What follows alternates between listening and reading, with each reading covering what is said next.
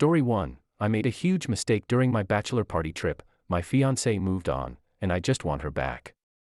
Part 1. 5 years ago Walt 28M, made a choice that royally F'd up my life. I had a lot going for me. At the time I was the new guy at my firm. I was an architect, mostly subdivisions, and really enjoying it. I had a long-term girlfriend of 3 years, Emily 29F now, 24 then, that I had recently become engaged to. I really thought nothing could derail me. After Emily said yes, we began to plan the wedding. We were not up for the big wedding thing. We agreed we would have an elopement to a coastal city. San Diego became the plan. Parents/siblings were welcome to come if they wanted, but basically we were just booking a honeymoon and getting married while we were there. Since this whole trip was going to be, relatively speaking, inexpensive, we decided to splurge on pre-wedding activities. Now, neither of us wanted traditional bachelor/bachelorette parties. We agreed we would scratch off bucket list items. Emily wanted to swim with sharks and booked herself one of those cage dive excursions. Her and her best friend Maggie went to Florida for a long weekend and did just that. Mine was quite a bit more. I had always wanted to visit Thailand. It was one of those dumb things I got fascinated with as a 10-year-old and swore I was going to go. Emily actually encouraged me, pointing out that I literally brought up Thailand on our first date. We were 6 months into our engagement when the time came for me and my best friend, Jorge, to leave on the trip. For the first 3 days everything was great. We were enjoying beaches, visiting temples, and a lot of drinking. On that third night though, Jorge got absolutely smashed drunk. I was a little pissed about this and tried to slow him down. The next day we were supposed to go on a jungle excursion. It was one of the things I was most looking forward to, so I had been pacing myself so I could enjoy the trek. The next morning Jorge has a world-class hangover, refused to get up at all, and says we can book an excursion tomorrow. My thought was, F that, I'm going today. I had seen ads for a few places that did these. I went out to get some breakfast and spotted a guy on the side of road offering the jungle excursion cheap. He had a Jeep and when he noticed me looking at his sign, moved in with the hard sell. Honestly, it did look a little shady, but the guy spoke English so well it gave me a false sense of security. I decided to go with this guy. I get in and for a while it's actually pretty fun. He pulls off the main road on these off-road paths. I have no idea where we are going. We end up deep down these roads. I'm enjoying it for the most part though. Then everything went sideways. We stopped in this small clearing, and I was checking some things out, when out of nowhere local law enforcement pulls up. I don't know what's being said, I can only pick out a word here and a word there. They start going through the guy's Jeep and find a rather large quantity of methamphetamine. I am pooping a brick at this point. These cops take us both into their small, middle-of-nowhere station. This is when I come to realization that this mother fare has taken me into Cambodia. I don't have my ID or passport on me, they are back in the room. These cops are not listening to anything and I have no idea what my guide is telling them. I was freaking out but also thought, it'll be okay, Jorge will realize I'm gone, look into where I am. I'm not going to go into what the next 4.5 years were like, but hell is an easy comparison. I'll just leave it at a Cambodian jail isn't the most hospitable environment. It took 5 months of sitting in that cell before I even saw a judge. The judicial system there is so backlogged, and the few public defenders that exist are basically in the large cities only. During this whole time I was never allowed to contact anyone on the outside. My first time in front the judge they didn't have an interpreter and it got postponed another 5 months. I finally had that pretrial hearing, entered a plea, then it was another 14 months before my actual hearing. When I finally had my hearing, the judge was very fair and dismissed my charges on time served, only for the prosecutor to appeal the dismissal. This put me back into custody for another 28 months. This was the most devastating moment of my life, to think I was out and end up still in for that long. During this time, after no one came for me, I realized they all thought I was dead. I had gone missing. Jorge had no idea where I was. I had called back home the morning I was arrested and left messages, but they only knew I was going on a jungle excursion. My parents, my fiancée, I missed them so much. There were plenty of days I was hoping one of the other inmates or a rough guard would just take me out already, especially after the first year when I became more tolerant of the food and water. Finally, after 52 months in captivity, I was released. I had nothing to my name and was in a country I wasn't supposed to be in. I contacted the embassy, and they did have a missing persons file for me. They helped me contact home. I attempted to contact my fiancé, but a guy named Mitch answered and he did not know an Emily, so I figured she must have changed her number at some point. I called my mother. She was absolutely frantic. She grabbed my father and I told her my entire tale.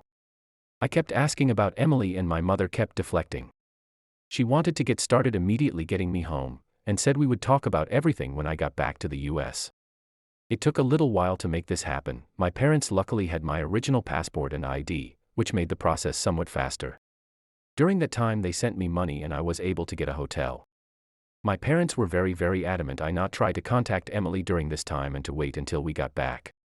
I obviously started to assume she had moved on and was with someone else, which was heartbreaking.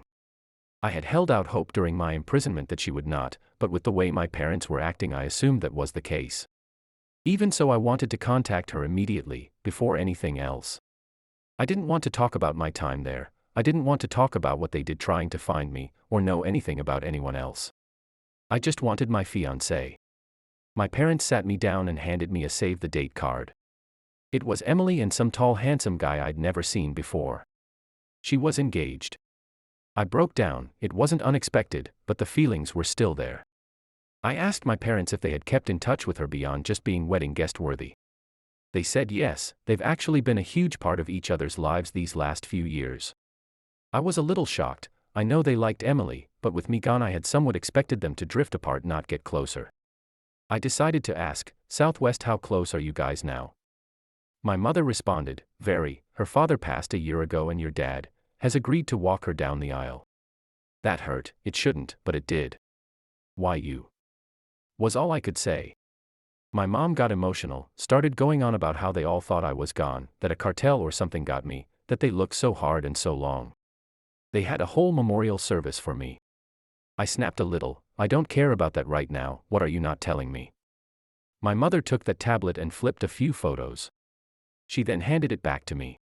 There was a whole group photo. My parents, Emily, her fiancé, her mom, my sister, my brother, Emily's brother, Jorge, other friends, and kids. But at the center of the table was a boy sitting behind a birthday cake. The decorations read, "Happy 4th birthday," he was smiling big. I just looked at my parents. My mother looked at me and said, "That's your son, Paul," my dad's name, Walter, my name, Ryan, our last name. I made a huge mistake on my bachelor party trip. My fiancée moved on, and I just want her back. Part 2.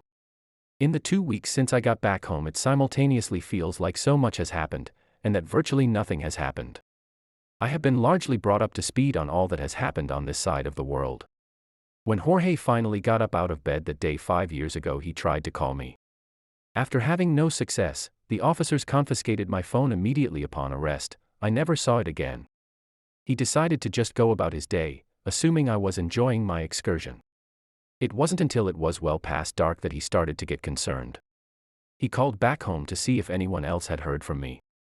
The next morning my family and fiancé were blowing up his phone wondering if I had come back yet. That's when he began venturing out to all the excursion places. They all reported that they had not seen me. He began to panic and alerted everyone back home. He went to the authorities at this point. My parents, brother, and fiancé all made the trip to join him. They spent a month canvassing the area before they had to go back. My parents made another trip to Thailand to try and find me, but again turned up nothing. Over the next year and a half they were a constant reminder to the Thai officials of my disappearance. Unfortunately, no one thought to look in Cambodia. Meanwhile, my fiancée Emily came to the realization she was pregnant. On the day I left for Thailand, she was unknowingly around 10 weeks. I can only imagine how hard it was on her. I'm missing, she's pregnant with my child. I wish I had never gone. My parents told me Emily really leaned on them, and they were happy to help. Over the years they've just grown closer and closer. Her parents were there, and supportive, but they are much older than mine and not in as good of health. My mom ended up taking Emily to a lot of her OB appointments. She was there in the delivery room along with Emily's mom. It was apparently very stressful as Paul was born at just 34 weeks. Luckily he showed no signs of health problems and they just kept him under heightened observation initially. My parents tell me they needed this. The anguish of not knowing what happened to me was very hard, and the birth of their grandson provided a much-needed respite from the grief. They keep telling me how sorry they are, but they didn't do anything wrong. I guess it's just guilt now that they know I was out there, and they failed to find me. Jorge has been by to see me. He has apologized far too many times. He's gotten married since the trip, and has 2 kids now. He seems nervous around me, and I guess that's fair. I do hold some resentment towards him. It's not his fault, but the feeling is there anyway. My brother and sister have marched on with life. My brother has kids now, and my sister is married. I missed all of this. I could probably get over all of that, but losing my fiancée and missing out on 4 years with my son, it's been too much. My parents have set me up with a therapist. I went to the first session but have no idea what to talk about. I was wrongfully incarcerated for 5 years, beaten at times, starved at times. Plenty of PTSD. My whole family thought I was dead, so much so they had a memorial service for me 3 years to the day of my disappearance. I was supposed to marry the love of my life, and she is now engaged to someone else. Then to top it all off, I have a 4-year-old son, who has been raised by my replacement since he was 18 months old. Paul only knows this guy as Dad, he calls him Dad, and now here I am, back from the dead to F up everyone else's perfect little lives. I'm ranting though. It's just too much to unpack. I still haven't directly spoken to Emily. My father went to her house the day after my return. He sat her and her fiancé, Kevin 34M, down, told them I had been found. She began to tear up. She thought he was saying my body had been recovered. When he corrected her, she had a complete breakdown. Her fiancé comforted her. My dad said she was just silent afterwards. I tried texting her. I got no response for a whole day, then just a, "I'm so sorry, I just can't right now." I haven't asked anyone about her fiancé, other than I know she's been engaged for about 2 months, and the wedding is supposed to be in 6. No one has just volunteered any information at this point. We were supposed to all meet at the park this past weekend. My resurgence has thrown the harmony out of whack and I can tell everyone is a little off. My mother typically watches Paul while Emily and Kevin are at work. A lot of time it's at her house, but since I showed up it's been exclusively over at Emily's.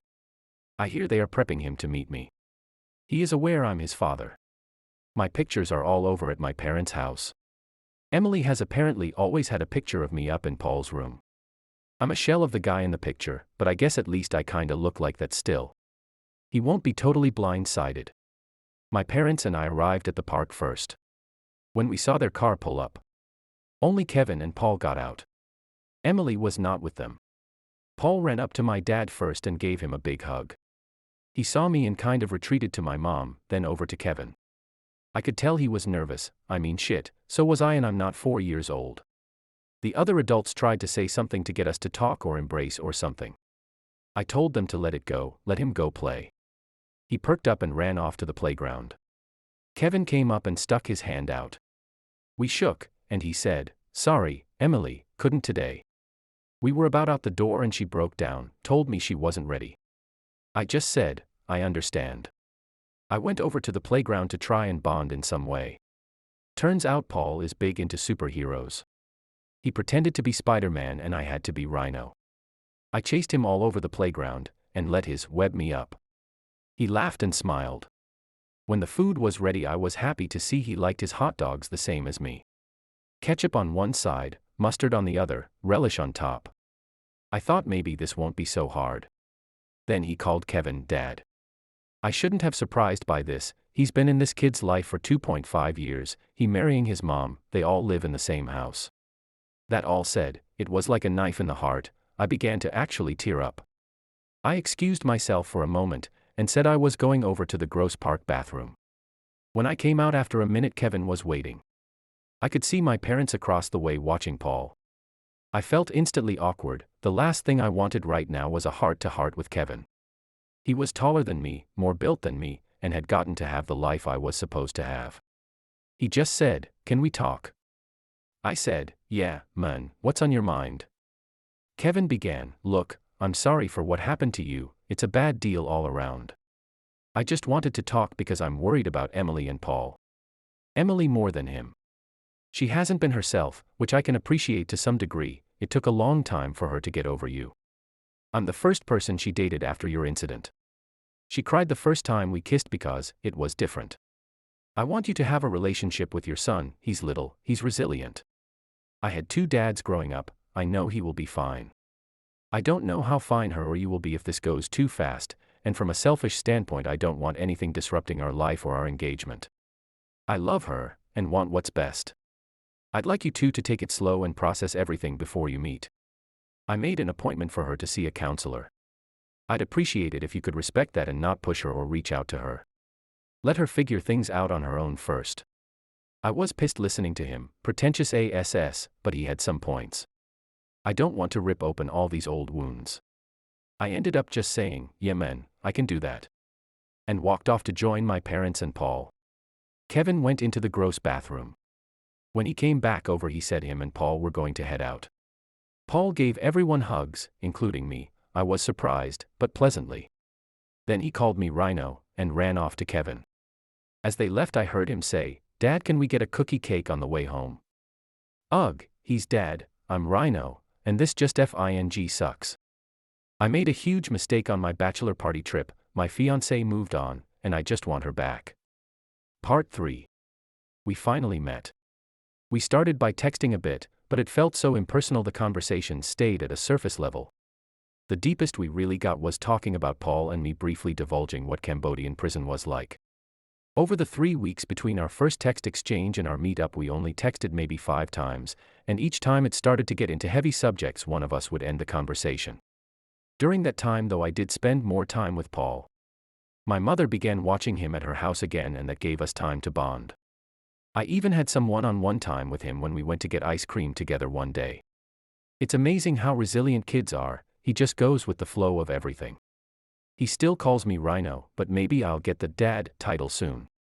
One day this past week, when Kevin came by to pick up Paul, he asked to talk again. This time he had a job offer for me, which had me getting pissed.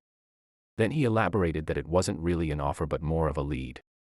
His brother owns a construction company and is looking for an estimator.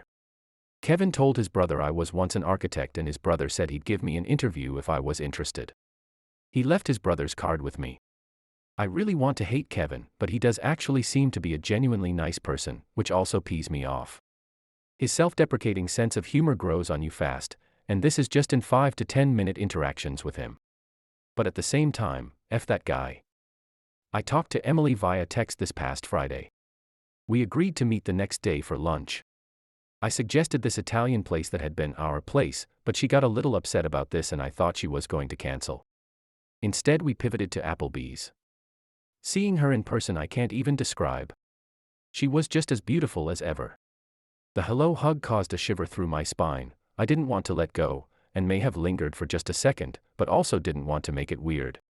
We exchanged pleasantries and small talk through the ordering, and at that point the conversation took the first serious turn since my return, and it stayed that way for the next hour as we talked. She told me how hard it was to deal with my death. She was pregnant and grieving, and a lot of days didn't want to carry on. It hurt so bad to listen to what she was going through. She told me she felt so alone anytime she was in our apartment that she spent most nights staying at her parents' or mine. She kept hoping that every time the phone rang it would be someone with news about me, and then began to hope it wasn't, because as time went on it became more likely that it would be a call that they found my body. She told me about how great my parents, and to a lesser degree my siblings had been to her. My SIL and her even had slightly overlapping pregnancies, so it was fun to have someone to talk to about it. It was after Paul's first birthday that my parents of all people talked to her about getting back out there. She admitted she was really only spending time with her parents, or my SIL and by extension my brother. She said she even fell off hanging out with her best friend. Emily told me it was fear. She never wanted to be away from Paul. If I could disappear in an instant, then that means anyone could. She wouldn't be able to live without him. After this intervention, she realized she was living like a widow and not a 25-year-old woman. She began hanging out with her friends again, let others watch Paul occasionally so she could go out. It was 2 months into her attempts at living life that she ran into Kevin. They were in a Starbucks, she was fumbling trying to get her phone out while holding Paul. When suddenly this tall handsome effer, my words, comes up and scans his phone, buying her coffee and muffin. They strike up a conversation while waiting. When her order gets called, he grabs it and hands it to her along with a business card with his cell number on it. Kevin owns a screen printing shop. Tells her, no pressure, but I'd like to get to know you better. Then they part ways. She called him the next day. 4 months later she introduced Paul to him. A year later they moved in with him, and a few months ago they got engaged. This is where I said my piece. I told her I still loved her, that it's impossibly hard to see her with someone else. The idea of getting back to her was one of the few things that kept me going when I was locked away. She began to cry, and I reached out and took her hand. I asked if she was sure, or if there was any way we could try again. In hindsight I feel like this was a D move, but at the time I needed to know. She shook her head. Looked up at me and said, I love you. I never stopped, but I love Kevin too, and I'm marrying him. It's not fair, I know it's not fair, you didn't do anything wrong, but I had to move on. I spent years thinking you had died. When you came back I was so happy, but also so guilty. I cut her off there. You have nothing to feel guilty about. I f'd up and cost myself everything. I always knew you'd likely moved on, and I don't fault you for that. I was gone, there was no reason for you to believe I was coming back, but I did dream that I'd find my way back and you'd be there when I returned. I realized that was unrealistic. I'm sorry for putting you in this position now. She said, it's okay, I knew this was coming eventually. We just kind of stopped talking at that point. Sat there just drinking our drinks. After a few minutes that seemed like eternity, she said, how do you want to move forward when it comes to Paul? I told her, I love him already and want to be in his life. She replied, I'm so happy for that. I always told him about you. I didn't want him to think he was abandoned. I said, he is the one bright spot in this whole situation. From there she told me that Kevin had planned to adopt him once they were married but wouldn't now that I have returned. I am listed on the birth certificate as the father, although I think I'll meet with a lawyer just to make sure everything is in place from a legal standpoint. We made some plans to meet together later in the week with Paul. Let him have fun with all of his parents at the same time. She also encouraged me to do more one-on-ones with him. At the end we hugged one more time and parted ways. When I got back to my parents' house and in my room, I broke down. The finality of it all was just too much. After I recovered I decided I was not going to wallow in my grief anymore. I needed to swallow some pride, and get on track to do something with myself. The next day I called Kevin's brother and did an interview that day. He hired me. This is the first step towards moving on.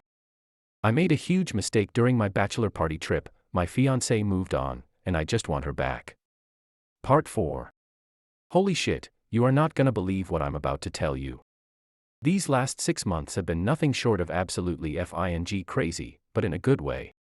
After my first initial face-to-face with Emily, I decided I needed to move on with my life, and I ended up getting hired to be an estimator for Kevin's brother Kyle's 36M construction company. It was going well, and at about the 2-month mark Kyle, knowing I was an architect, started asking me to design some of his custom builds and would compare them to the usual architect he was using. He was liking mine better, and while I still work as an estimator still, I am now solely designing the custom homes for Kyle, and he gave me a huge raise. This allowed me to get my own apartment, and I'm thankful to say I am no longer living in my parents' house. Emily and Kevin's wedding plans progressed with only one major change. My father was no longer walking her down the aisle, as everyone felt it was inappropriate given my return. Her much older brother was going to take that role now. Emily was an oops baby, so her brother is 16 years older than her. After our initial lunch, I saw Emily a lot more often. We were making it a point to do something all together with Paul at least once a week. Kevin was there as well, but they kept the couple behavior to a minimum. It was fun. I especially enjoyed getting to talk to Emily and just be around her. After a month of this back-to-school season hit. I guess in the screen printing industry this is the busy season. Which I guess makes sense with fall sports, staff shirts, clubs, Greek life. Kevin has contracts with all the school districts and is used heavily by the local colleges in the area. He became swamped at this time. Which led to Emily, Paul, and I spending a lot more time, just the three of us. Over the months of this we became a lot closer. Hello side hugs became lingering full front hugs. Emily and I would talk about all sorts of things. It kind of reminded of me when we were first dating. After a couple of months Kevin began joining us all again. This didn't dissuade Emily and I from rebuilding our friendship. And then the most amazing thing happened. Paul started calling me Dad. I literally teared up like the first 10 times he did this. Life went on for the next couple of months. It was a week before the wedding. I was not going to attend, my parents were as guests only. That weekend they decided to have semi-combined bachelor/bachelorette parties. Each was going out to dinner with friends, then friends' activity, her karaoke him top golf, then they'd all meet up at a bar or club around 11 p.m. I wasn't involved in any of this and had Northwest idea which place they were going to end at. I decided I was going out that night instead of just sitting in my apartment being a dud. It was a hard night for me as it was another reminder that I had lost her to someone else. No matter how good of a dude he was, I still hated it. It was around 10:30 that night, I had a good buzz, and was planning on getting an Uber home when Emily and her bachelorette crew walked in. I kind of hid in the crowd at first, not wanting to butt into her night, but she spotted me. Emily came over and we began to talk. It was a little bit flirty. A song she loved came on and she began to dance, then dance on me. I joined in and we were laughing and having fun. As the song ended she kind of stumbled into me, I caught her and we looked at each other. Our lips moved in close and we almost kissed when she pulled back. We laughed it off and moved to the bar to get a drink. It was probably a good thing we didn't kiss because about 2 minutes later Kevin came walking up. He was trying to be his usual self but seemed a little off. They kissed, and I began to feel like the third wheel, so I went ahead and ordered that Uber and headed home. The next day I'm a little hungover and slept in pretty heavy on my lazy Sunday. It was midday and I hear someone try and open my door. It was locked and they began knocking heavily. I ran over and opened the door. It was Emily. She lunged into my arms and kissed me. It was the sweetest feeling I have ever felt. Confusing, but sweet. I asked her what was going on. She said, "Kevin came to me this morning and started asking some hard questions. I don't want to go into it. I promise I'll tell you everything one day, but I'm in no place to do so now. We decided to end things. I admitted my feelings were still strong for you." He said he understood, that it hurt but that he knew. He said we both deserve to be happy, and he is going to step away. I called your parents, they are good keeping Paul a bit longer. I love you and want to be with you, and I'm suspecting you feel the same way. I told her that was all I ever wanted. It's been a whirlwind. She had 2 bags packed for her and Paul and they moved in with me that same day. The next day my father went to visit Kevin. He told me Kevin looked a little hungover and had taken the day off. They had a talk and my dad tried to be as empathetic as he could. He just wanted to check on him as Kevin had been a large part of their lives over the past few years. He asked Kevin what he was going to do. He said beyond trying to get some deposits back he had no idea. My father offered to refund him his money and take over the reservations. He didn't ask why. My father thinks he knew. While this was going on I had to go into work and face Kyle. He called me into his office upon my arrival. Kyle had me sit and began, "Just let me say my business. I'm angry, my brother tells me to let it go and I will. I want to take that anger out on you but I'm not going to. My brother and I learned the hard lesson back in high school when it comes to revenge and swore we'd always be the bigger men going forward, but that's not a tale for now. I think it's best we part ways. My family needs time to heal. I won't leave you high and dry though. You get 1 week paid off here. In that time I want you to speak to an acquaintance of mine, Lee. Lee runs a construction company as well, and he says he will take you on at your current salary. It's commercial instead of residential but you'll do fine." I stood up and started to thank him but he cut me off. "This isn't for you, it's for Kev. Now go get your things and get up out of here." I contacted Lee the same day. He told me I could start in 2 weeks. Once my father came back and said he now had control of the wedding accommodations, Emily and I just looked at each other and knew we each wanted this. It wasn't the wedding we always wanted. We planned on getting married on a beach. It was Kevin that wanted the traditional wedding. In the end he was right though. We had an amazing time. Jorge was my best man. She looked stunning in her dress. Getting me a tux rental on short notice was probably the biggest headache but that worked out too. Neither of us had huge friend or family groups but it was nice to enjoy celebrating with those that had supported us through all these dark times. It's been a month now since our wedding. I still can't believe it. Paul had a little trouble adjusting. He does miss Kevin, but he has seemed happier the last week. To be where I once was and be where I am now, I consider myself beyond lucky. Story 2. My son will inherit, his affair baby will receive nothing. I have a 5-year-old son. My ex-husband cheated on me with his coworker, Bethany. I was 2 months pregnant with our second child when I found out. Bethany was going to have his child. I miscarried, my ex left the house to be with her. It's been 2 years since it was born. My mother-in-law has been supportive of me and has had nothing to do with my ex or his mistress and their child. Up until a few months ago. I adore my in-laws and we're extremely close. My MIL and parents are the best of friends. She loves me and her grandson more than anything. This infuriates my ex-husband's affair partner. My in-laws cut contact with them straight away. Bethany was jealous that her child would never know the love of grandparents. At least her son has a father. This brings us to the problem. Unfortunately, my MIL has been very ill for a while and so she's updated her will. My ex-husband was an only child, so he would get everything. But now, my son will inherit her house, villa, and money.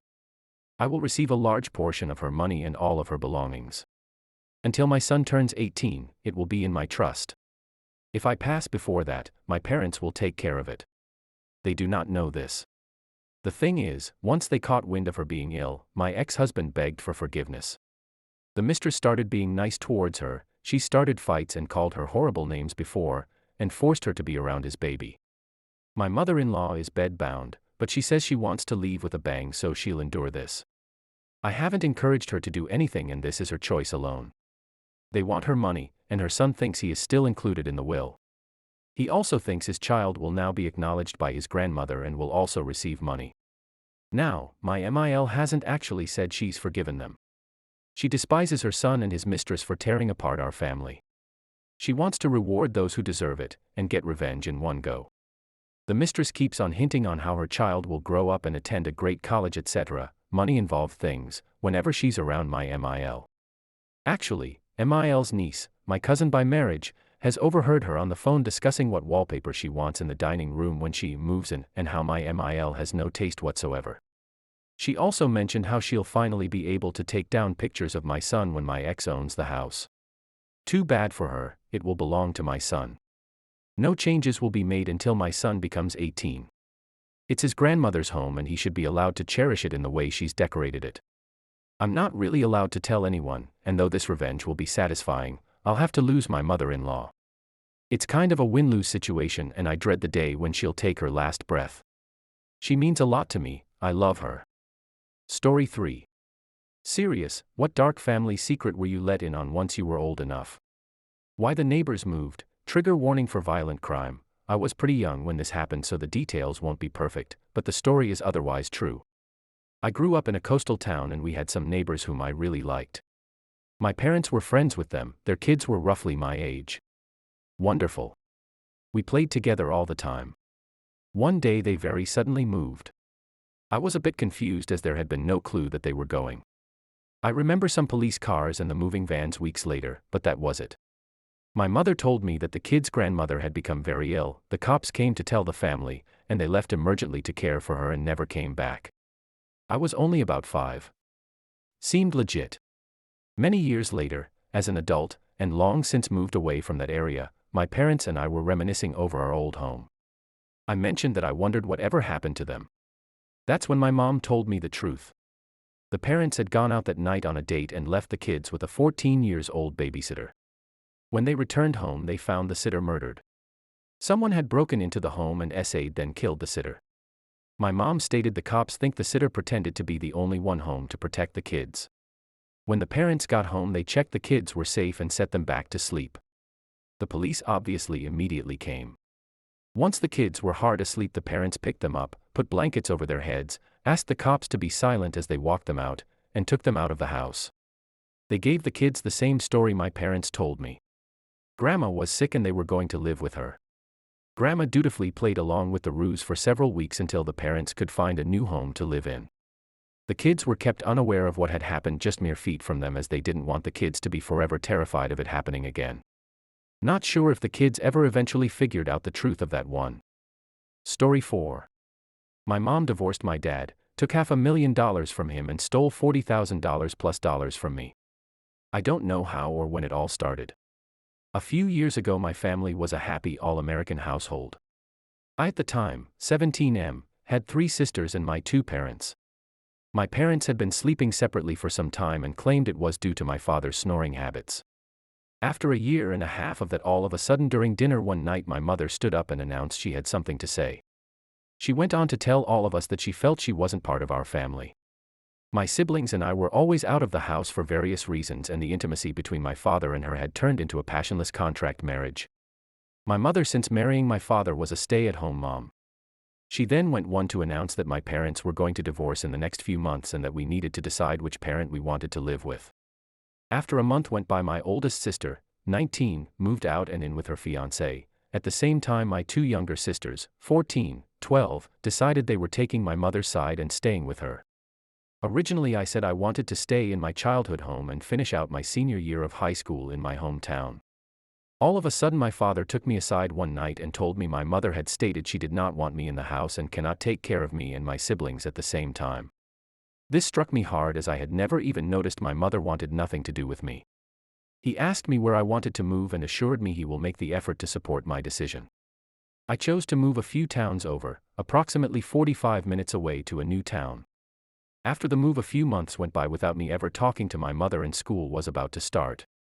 This was in 2014 when Bitcoin started rocketing in value. When I was a sophomore in high school, a friend of mine discovered we could purchase various items online using Bitcoin. You can use your imagination as to what they were, and he had passed suddenly and unexpectedly, leaving a few $1,000s of cheap useless Bitcoin in a joint wallet.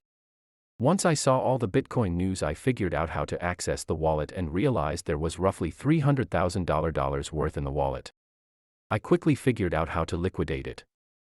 All my life I only ever had one bank account that I would cash my measly part-time bagger/cashier checks into and pay my phone bill through.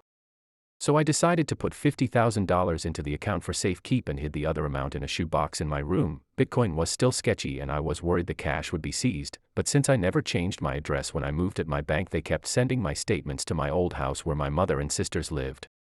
Almost half a year passed and I'm about to begin my second semester of 12th grade when reality set in. I was going to need to pay for college and a place to live upon graduation, as my father had informed me the month after I graduate I need to move out. Before you attack him, I wasn't the best child, but while living with him he rarely came around the house and I would only see him once or twice a month, as his lifestyle had changed to drinking every night and staying with his girlfriends. I don't blame him. So with reality bearing down on me, I decided to consolidate my assets and set up a plan. I still had roughly $200K from the cash I stashed away and wanted to invest that money while living off the $50K plus another $20K I had managed to save up in my account. This was when I made a call to the bank to have my address changed so I can start tracking my account. Upon calling them, I was given information that felt like a cold bucket of water being dumped on my head. The balance, by my calculation, should have been close to $75,000, enough to buy a new vehicle and lease an apartment by my school of choice as well as pay for my tuition. The man that took my call informed me my account was at a balance of $12,000 with monthly withdrawals ranging between $5,000 to $7,000, with 1 month being close to $15K. I was speechless. I immediately told him to freeze the account and send me statements so I can file for fraud. A week goes by and I received the statements in the mail and called the fraud department. After having a short conversation with them, they informed me all withdrawals were made by unauthorized persons on the account. How could I have never known? The account was a youth account that required a legal adult to be on there. The legal adult was no other than my mother. I had never told my parents about the money I got from cryptocurrency and had planned to basically disappear, graduate college, and move far away. I didn't know what to do. If I went to my father, I was afraid he was going to get mad at me and report the cash to the police. He was deathly afraid of any illegal activities, or kick me out on the spot, as I had turned 18 recently. So I decided to show up to my mother's house unannounced. Upon arriving at my mother's house, the door was locked, but her and her boyfriend's vehicles were there. I beat on the door until she yelled back she doesn't want me there and that if I didn't leave she would call the police. I immediately realized she knew exactly what she had done and I went into a fit of rage. As I stood there beating down the door in a teary fit, she was actively screaming at me to leave and that she never wanted anything to do with me. I finally snapped and yelled back that I would get her back for what she did. I then got back in my car and left. On my way home, I was called by the local police department from my hometown and asked to go there immediately for questioning. I complied in hopes I could bring the theft of my money into light and have it returned to me. When I arrived, there was a police officer outside taking pictures of one of my mother's wheels, and I knew she had done something to make the police get involved. An officer, also a family friend, came out and escorted me inside to a room where my mother was sitting on the other side of a glass wall. He told me my mother was requesting a restraining order against me for herself and my two younger sisters. He then stated that according to my mother, before I got to my childhood home her vehicle was all in order, and after I left some of the lug nuts on her driver's side will have been loosened. What the F***ck? And I told him I had nothing to do with it. He then showed photos of small dents on my mother's front door from me beating on it in anger, to which I admitted was myself, and that she had stolen thousands of dollars out of my account. My mother, in an angry panic, immediately interjected and said that she had put that money in there and she had been using that to pay the mortgage and 10 for my siblings, as she was searching for a job at the time. She claimed she was the account holder and that it was money from the divorce settlement. The police took a look at the statements I had in the car and disagreed that the money was in fact deposited by me, but because it was a youth account and she was an account holder, that she legally had the right to use it as she pleased. I was so defeated I didn't know what else to say, so I sat silently. I was given documents to sign and told I had a court date in 2 weeks for the restraining orders to be finalized.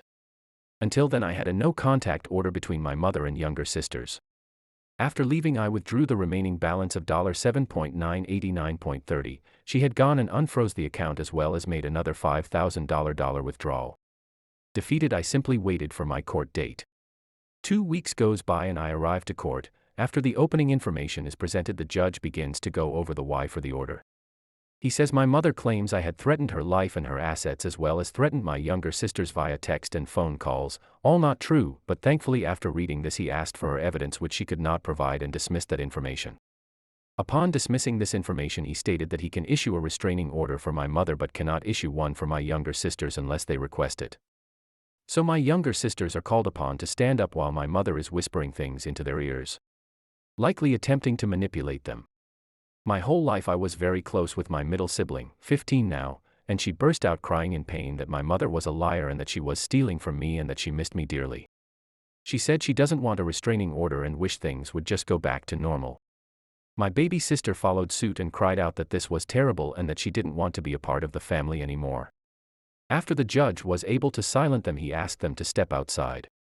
He told my mother he doesn't know what this is all about, and that he hates the idea of forcing a family to split by court order, but he is required to approve her restraining order for a minimum of 1 year.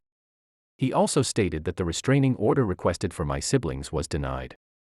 As we're leaving the courtroom, the last thing my mother said to me for the next 3 years was, "This is all your fault. I needed that money to care for your sisters and keep the house. When you grow up one day you'll understand I did what was best for all of you." I simply told her back, "You did what was best for you, not what's best for me. You're not my mother, and from this day on you'll never see me again." I'll post the last half of this in the next post. Story 5. I think my teacher is a child pred. To begin this, I will not be disclosing any other information about myself except that I am in high school. I have picked up on some weird behavior from my teacher. He picks on the male students that interact with the female students. He always brings up one student's boyfriend and chastises him about his football skills. Recently, I've noticed that he's very protective over one specific student in particular. We'll call her Jay. I, for one, think that Jay is very beautiful. And I think that everyone else in the school can say the same. She's very quiet, soft-spoken whenever she speaks. Her and I share most of our classes together, and when our teachers talk with her, it's about either her grades or calling on her for answers to a question. But our teacher, we can call him Mr. P, interacts with her on a different level. He touches her hair, as I've pointed out before, picks on her boyfriend, always bringing him up when he's not relevant to the conversation we're having. Once, he had came in the class to him or something Jay had forgotten, and Mr. P was hellbent on getting him to leave. He talks and asks about the activities Jay and her boyfriend do outside of school, like that is any of his business. In front of the class, might I add. I've noticed that whenever Mr. P spoke to Jay, her face and body language changes. Her shoulders cave in whenever he walks past her. Her face contorts into a disgusted one when he calls her name. Recently, me and my acquaintance had put the pieces together. Jay had gotten her hair done and Mr. P took notice to that, making it a topic for 5 to 10 minutes. He had recently braided her hair, which made her uncomfortable. She kept telling him to stop and he continued to laugh about it. Once I told him to stop, he snapped at me. When he introduced himself to the class, he told us that he took an opportunity at our school for the benefits. Now that's bullshit, because everyone knows that our school has no benefits. In actuality, he was fired for an inappropriate relationship with a student. Why didn't the school run a background check when he applied? That I do not know. Now some people after reading all of this may say, maybe he's trying to be friendly with her. No person over 21 years old should be this touchy and friendly with a minor, a teacher for that. They are not being paid to make friends with a child. TLDR, my teacher is touchy with a student. Edit, my teacher has gotten more aggressive with me ever since I've pointed out his weird behavior. To the point where him and I go back and forth and he threatens to write me up, which doesn't scare me whatsoever. Story 6. After 60 years, he went back to his childhood home for his hidden baseball card collection. My mom's friend's brother, Jimmy, 74, regretted not keeping his baseball cards from his youth. The thing is, they weren't thrown away or sold. He knew where they were, or at least he thought he did. Jimmy always loved baseball, and when he was young, he was an avid baseball card collector. Sitting in his bedroom above the garage, he'd often admire his cards. He even had a secret hiding spot for them. A place his nosy siblings would never find. In the back of his closet, there was a loose floorboard that, if manipulated just right, could be pulled up. This was where he kept his prized collection. Years later, while he was away at college, his parents sold their home. Jimmy never retrieved his collection, though. He'd long since given up collecting. In fact, he'd forgotten about his cards altogether. After college, he moved out of state. Decades passed without him thinking about his old collection. A few years ago, however, he read about how valuable certain old baseball cards had become. Cards he thought he might have had. He doubted they could still be in his hiding place. Some research revealed his childhood home had been purchased and sold several times since he lived there. Certainly one of these families had discovered them, he thought. Recently, Jimmy was back in his hometown, visiting a friend.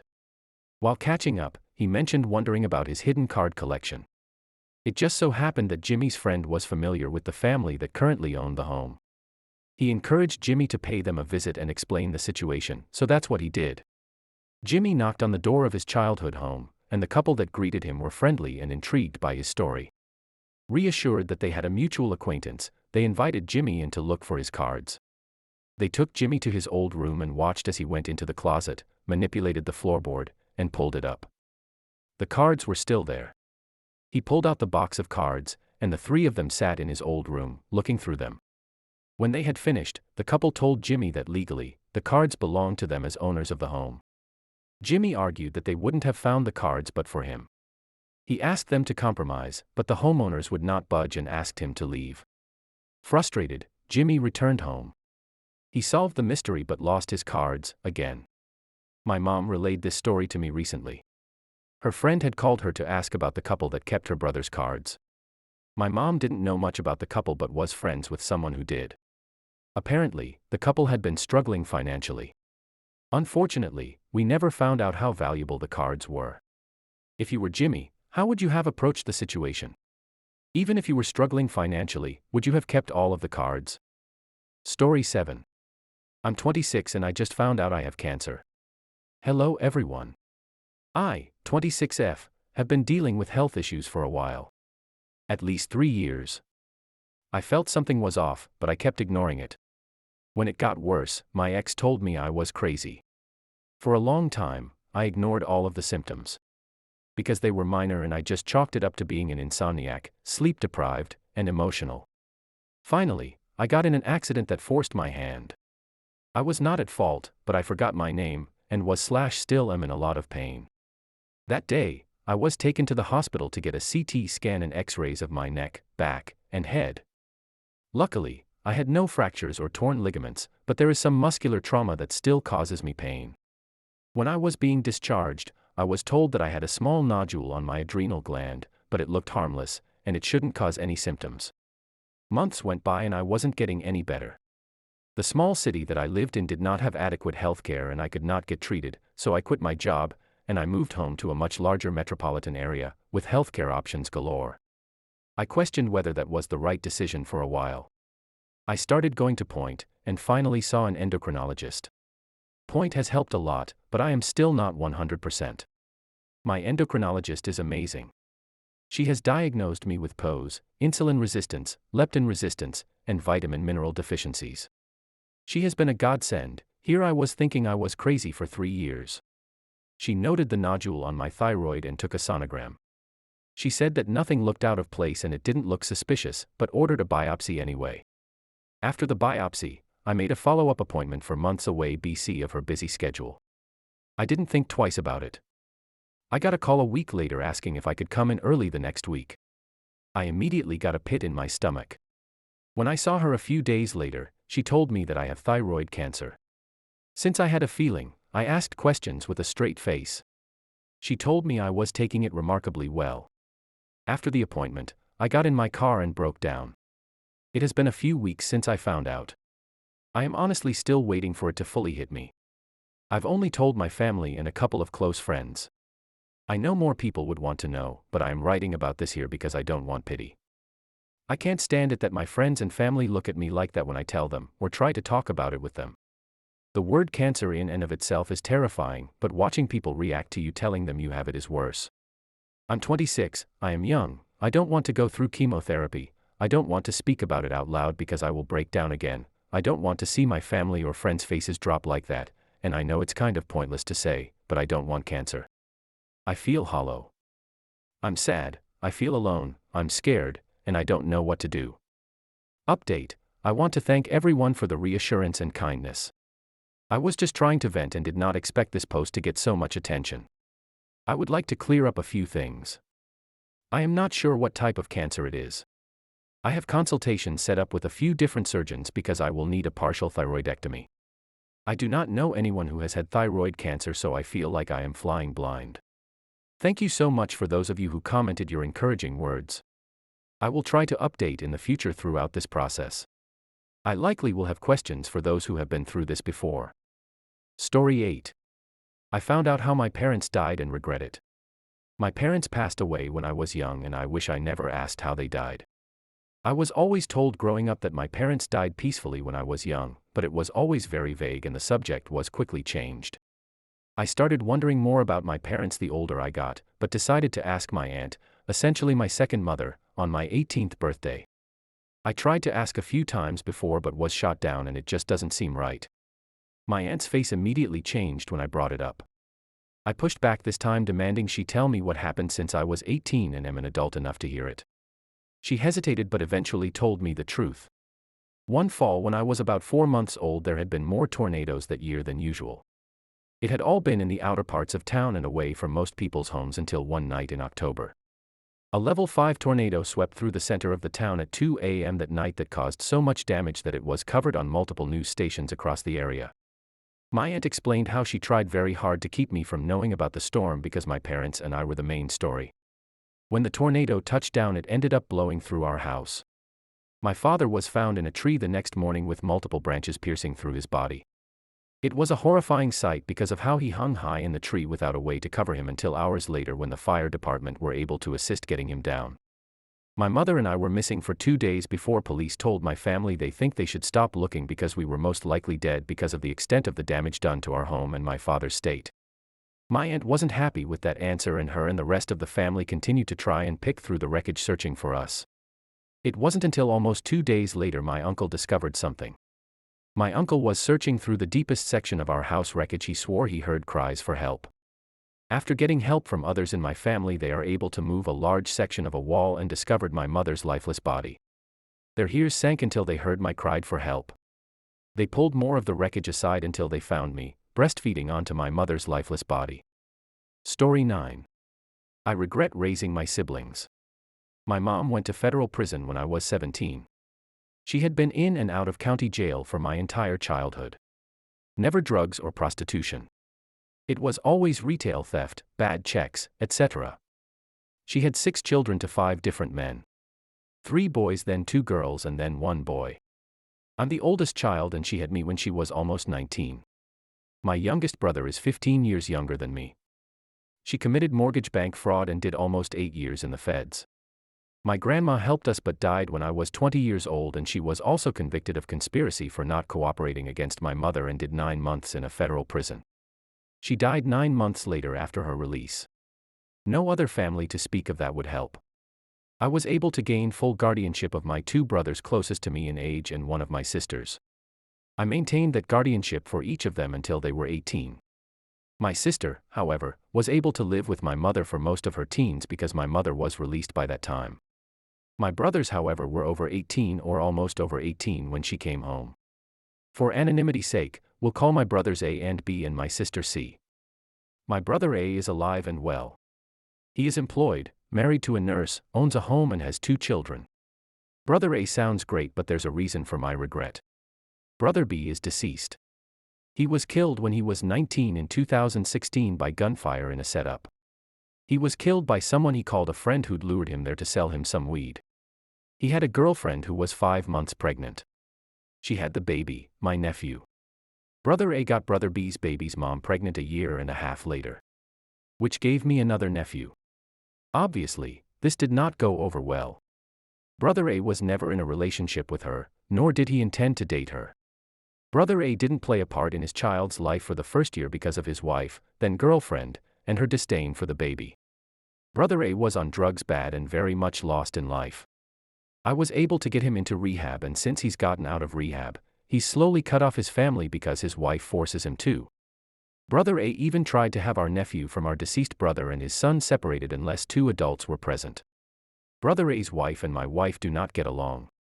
Mainly because his wife is from a privileged background and we are not. There's a culture clash and a judgmental feeling in the air during every interaction. This is not just with my wife, Brother A's wife has this issue with our entire family. Our family still tried to love and accept her. However, she isn't interested. Brother A and his wife have a daughter. My family isn't allowed to know her. He can't stop us knowing his son because his son's mother, remember she has a kid to our deceased brother too, is like a sister to my family. Which only makes the situation worse. Brother A was well aware of all of this and acted as if she was a sister to him as well, but clearly he wanted more. Brother A has made up disgusting things about our deceased brother's 6-year-old son and had his lawyer put it in writing in an attempt to separate his son and nephew. Sister C is 18. She has a speech problem and is on the spectrum. However, she refuses to admit this as an adult. She does not work. She got her diploma online during COVID and cheated. She had Brother A's wife do all of the work for her. She got pregnant at 17. We did not find out about the father until well into her pregnancy. Sister C continually lied about her child's father's age. She gave multiple ages and names. Finally, we found out he is the same age as me. 14 years older than my sister, in his 30s. She had the baby and within a month had a new boyfriend. She moved in with him. We had a major falling out over her lifestyle, her taking a newborn to a man's house she barely knows, etc. Sister C was involved in an incident between my other sister, herself and my mother-in-law in which the police were called. This incident resulted in Sister C messaging me demanding I pay for her phone to be fixed. She had already gotten the front paid for and fixed by someone else. She was demanding I fix the back of her phone. When I refused, she tried to guilt me by saying I didn't care about my niece. She would miss doctor appointments, etc. because of this. Meanwhile, it was the back of her phone and she was literally communicating with me on her phone. Sister C told me she knows more about being a parent because she has a baby and I don't have children of my own. Something you created, in her words. So my 2 current stepsons who I've raised for the past 6 years, they don't count because they're not my blood. My siblings, including her, who I struggled to provide for and raise don't count because they're not my biological children. So I raised 3 kids. 1 is dead. The other 2, I don't even speak to. Honestly, the disappointment they fill me with has me hurt beyond belief. I find myself crying when my wife isn't around or when she's asleep. I'm not ashamed for her to see me cry. I just don't even have anything to say about it anymore. Why was my brother taken? Why is my other brother acting this way toward me and his family? Why is my sister living like this? I raised all of them to be so much better people. I really tried. I was a kid, but I was at every doctor appointment, school meeting, IEP meeting. I worked 7 days a week at 2 jobs. I gave up on going to college so I could work and provide for them.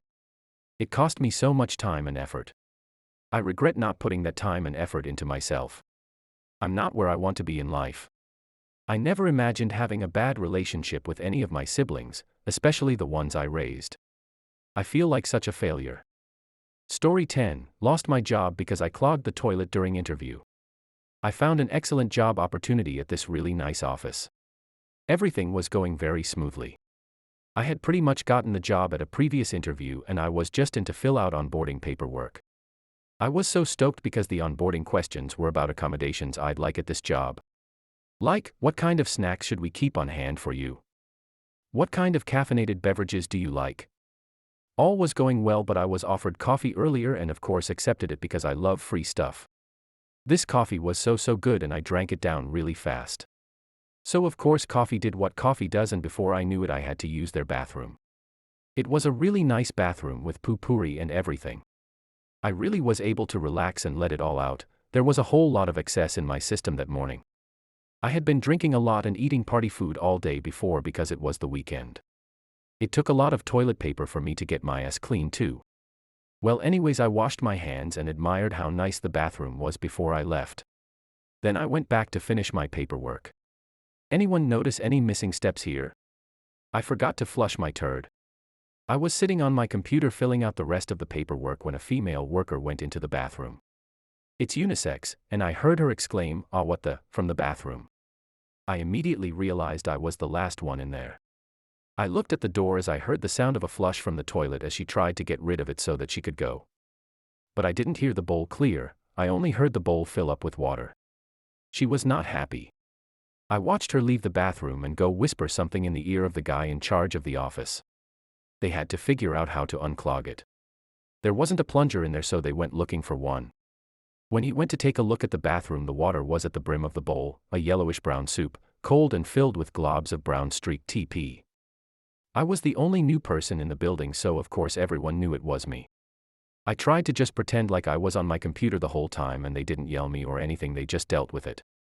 A lot of the toilet water got on the bathroom floor and they didn't have a janitor in until that evening. I finished my paperwork, but they were really upset about the toilet, and the boss was not as friendly afterwards.